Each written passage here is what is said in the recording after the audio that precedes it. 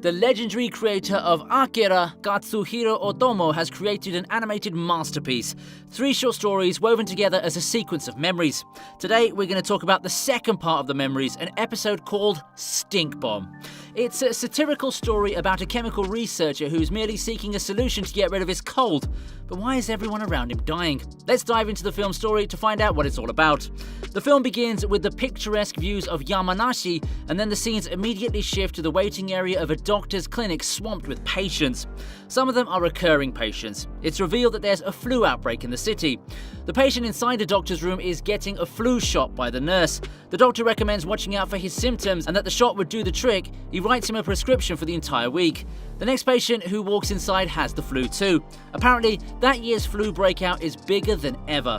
This man, who just got his shot, gets dropped off at a lab. He's Nobuo, a lab technician battling the flu just like any other person in the city. Nobuo decides to go back to the lab despite the fever because he doesn't have anything to do back at home and no one's there to take care of him either. Nobuo's colleague warns that he might set off the biocon alarm if he sneezes too much and suggests testing out the company's over-the-counter cold medication. Maybe take them all at once. Nobuo has been taking them, but they're not helping. Another colleague suggests he should try the new medication the company's working on since its samples are present at the chief's desk. 2 blue pills in the red bottle should take care of the flu.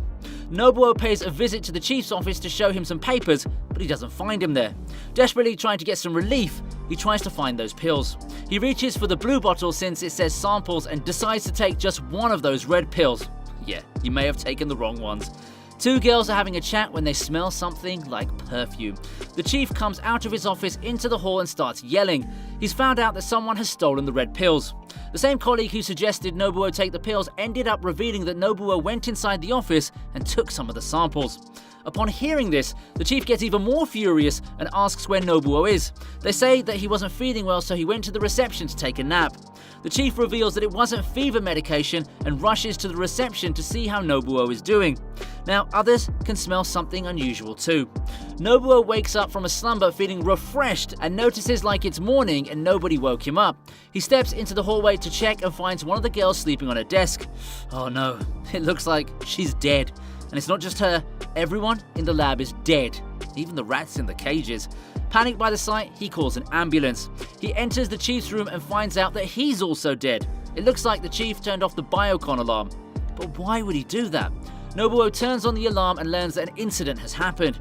He's connected to a video conference with some folks who thought they related to the chief and are surprised to see someone else on the screen. They're asking for Aomaeda, the person in charge. The webcam rotates and the people on the other end of the line are stunned to find the boss on the floor. Nobuo tells the man that everyone in the facility has ended up like this, and he's not quite sure when all of this happened and for how long. Nobuo gets yelled up for calling the police and the ambulance. None of them have shown up in this time though. He's asked to find a medication and certain papers and bring them to the Tokyo headquarters. The man behind the screen is Gyoichi Nirasaki, the head of a new medicine development. He's also instructed not to give the medicine and papers to anyone but him, and tells him to keep that accident discreet and to not tell anyone that he works for the company since all of this has something to do with the pills. The government can't know anything about that mission, which is why he must find the papers and medicine samples and get out of the lab before the police find him. The pills happen to be part of a biological weapons program being developed for the government. While people are dying, there's a strange view outside. Cherry blossoms and sunflowers have bloomed at the same time. All plants in Gofu City are blooming. The helicopter with a bunch of reporters in the air is able to spot a survivor. It's none other than Nobuo swinging a flag to get their attention. As soon as they approach him, the repelling smell gets to them and they fall down. Nobuo, unaware of what's happening, uses the camera to call for help. Gamata, the president of Nishibashi Pharmacy and the head of development Nirasaki, explain everything to the Japanese military and that they're trying to get data from Chief Omaeda's computer to figure out how potent the pill is. The wind carrying the odor is spreading. The authorities think it's a poisonous gas, but they have yet to determine what's causing it. It takes a while for Gamata and Nirasaki to figure out that the only survivor, Nobuo, is the cause of the gas. The men from the military spot Nobuo and try to approach him to rescue him, but they die from the odor too. It's clear to everyone that Nobuo is the stink bomb. The officials quickly withdraw from the scene. Nobuo's family sees him on TV asking for help. The head of the research company, on the other hand, deduced that Nobuo took the pill and now he's a big threat to everyone. The sweat produced by his body due to overwhelming emotions and body movement is the reason why he stinks. The military want him dead, but others who invested in the research want him alive. Dozens of tanks, helicopters, and fighter jets chase after Nobuo. His grandmother speaks on a loudspeaker from the helicopter and tells him not to go to Tokyo. Then suddenly, one of the soldiers shoots at Nobuo. After trying to escape, he gets attacked by a huge number of fighter jets, tanks, and even battleships. The missiles destroy roads, bridges, and even houses. He's on a scooter and, oddly enough, he dodges all of the attacks effortlessly. It turns out that the chemicals on Nobuo's odor are causing interference on the targeting systems. The rockets start going in the wrong direction, so the military's plan to kill Nobuo goes south. Orders are given to evacuate Tokyo at this point. There's chaos throughout the city. The traffic is jammed, the airports are crowded, and the Prime Minister is planning to release a statement asking the UN for help. Gamata and Nirasaki are ordered to escape from the scene.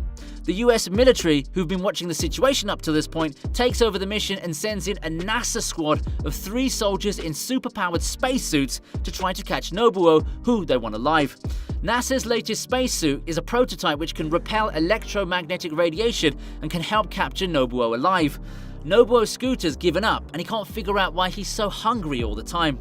Unaware of the mission, the Japanese army destroys a section of the bridge to prevent Nobu from fleeing, locking him in a tunnel while using liquid nitrogen wind repulsion devices to try to freeze him. Meanwhile, the NASA squad wearing the prototype suits arrive at the scene and try to approach the stink bomb. Nobuo's frightened to see these men, but at this point, he's got nowhere to run.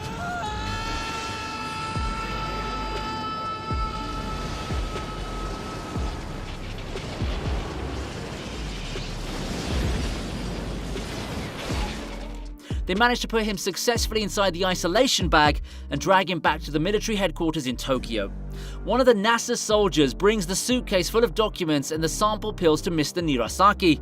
After the soldier presses the button on his suit and one of the protective layers of his helmet is removed, they find out that the person inside the suit is Nobuo, and he's still completely unaware to the fact that he's the cause of the biological pollution. He ejects himself out of the exosuit, killing everybody in the facility. The end. The film left us with so many questions, and we're sure you've got a bunch of them yourself. I mean, how did Nobuo make it all the way into the command center without anybody noticing him?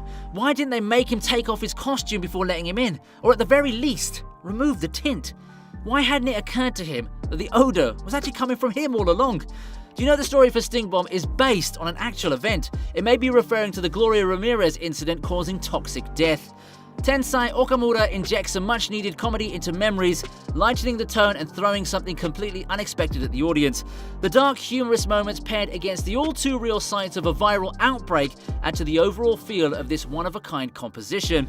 The main protagonist's fumbling antics as he thwarts the government and army's advances never get old, and they always contribute to the story's absurdity quotient.